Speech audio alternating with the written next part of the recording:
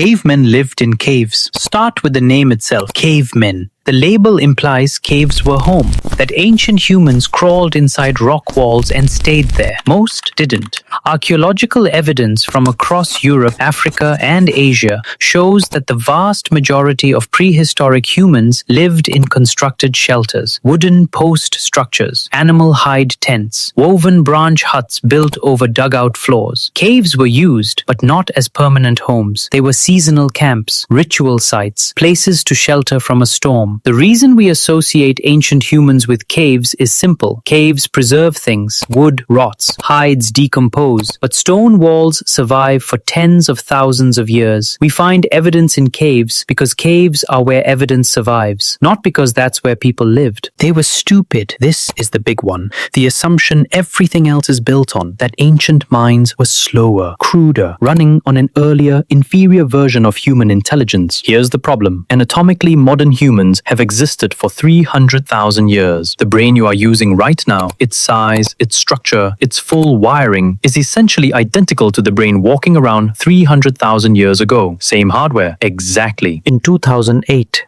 archaeologists excavating Blombos Cave in South Africa found pieces of red ochre engraved with deliberate geometric patterns, cross-hatching, precise lines, abstract symbols, dated to 75,000 years ago. That is not an animal acting on instinct. That is a mind making something because it means something. The cave paintings of Lascaux in France, horses rendered with shading, bison drawn using the natural curve of the rock wall to suggest movement, researchers today struggle to replicate them. These weren't primitive minds fumbling with pigment. These were artists. Ancient humans ignored cleanliness. The filthy caveman, matted hair, rotting teeth, living in their own waste. The fossil record says something else entirely. Grooming tools appear in the archaeological record far earlier than most people expect. Fine-toothed bone combs, sharpened sticks used to clean between teeth, evidence of deliberate hair removal. At a site in Slovenia, a Neanderthal tooth dated to 130,000 years ago shows groove marks consistent with habitual toothpicking. In Morocco, pierced shells found alongside ancient human remains show traces of mineral residue, evidence they were cleaned and maintained, worn as jewelry, cared for. These are not the habits of creatures indifferent to their bodies. They were grooming, decorating, taking care of themselves. Women never hunted. This one has shaped how we imagine prehistoric society for over a century. Men hunt, women gather. Strict division, universal rule. In 2020, archaeologists in Peru excavated a burial site dating back 9,000 years. Inside was a young woman buried with a complete big game hunting toolkit, projectile points, scraping tools, everything needed to pursue and process large animals. They surveyed 107 burial sites from the same era across the Americas. Of the remains with hunting tools, 30 to 50% were female, 30 to 50%. The strict gender division wasn't a prehistoric universal. They had no pets. Domestication came after farming. That's the story. Humans settled down, built villages,